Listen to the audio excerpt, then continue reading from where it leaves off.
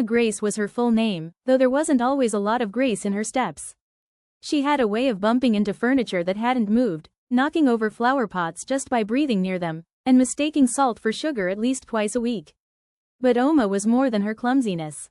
She had grown up bouncing between foster homes, aged out of the system, and stitched together a life with sheer determination and public school grit. She got through grade school on free lunch, high school on resilience, and community college on scholarships, walking to class every day with second-hand textbooks and worn-out sneakers.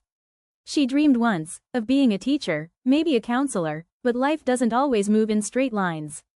Tuition was steep, jobs were short, and rent, as always, was relentless. So she became a nanny. Not because she was particularly good with kids at first. She accidentally glued a doll's hair to her sleeve during her first interview, but because she tried. She listened. She showed up. Zena, 9 years old, bright, sharp-eyed, and not one to be fooled by grown-ups who talked down to her. Zena lived in a tall brownstone in the city with her father, Dr. Ike Adele, a black surgeon with gifted hands and impossible hours. Ike loved his daughter deeply, fiercely, but surgeries didn't schedule themselves, and Zena had long afternoons of waiting, reading alone at the kitchen counter, drawing on the edges of takeout menus. She never said it, but the house was too quiet. So Ike finally gave in, after some urging from his sister, and posted the ad, "Looking for a nanny for my daughter. She's clever, independent, and allergic to fake smiles. Must be kind. No experience needed, just honesty." And that's how Oma arrived. Wearing 2 different socks, with a coffee stain on her blouse, and a big, nervous smile that reached her eyes. Zena took one look at her and, to everyone's surprise, grinned. "She looks like a walking sitcom," she whispered to her dad. "She's going to break everything," he muttered back. But Zena's eyes lit up. "I like her. She's like me." Ike sighed. "You're not clumsy." "No, but I feel alone sometimes." "I think she does too." The first week was rough. Oma burned toast twice. She tripped over Zena's backpack and spilled orange juice on the cat. She confused math homework with a recipe and almost baked the word problems. Ike left polite notes. Zena shredded them before Oma could see. "She's new," she told him.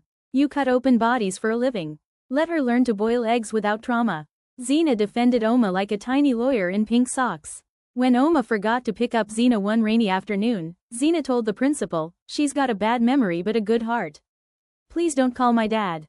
When Oma almost lost her job for mixing up medication reminders for Ike's elderly neighbor, Zena stayed up all night relabeling the pill organizer and made Oma practice the schedule with flashcards.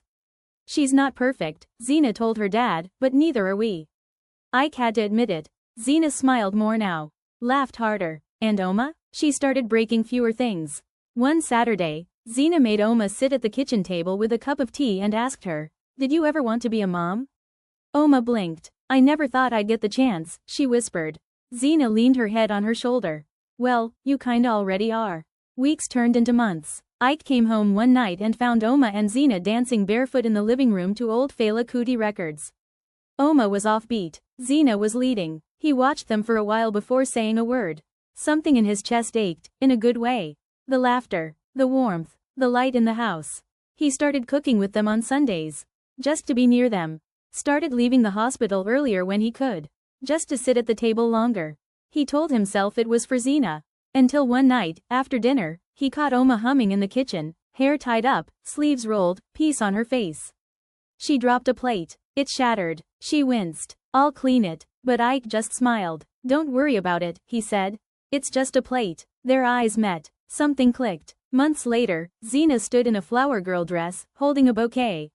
Oma wore a simple white dress that somehow didn't have coffee stains. Ike wore a gray suit, no tie. They got married in the backyard. Small crowd. Big love. Zena gave a speech. She wasn't perfect. But she was mine before she was anyone's. She didn't save me. I didn't save her. We just found each other. And that was enough. And from that day on, they weren't a broken puzzle. They were a picture that made sense, because every piece, clumsy or not, had found its place. The end.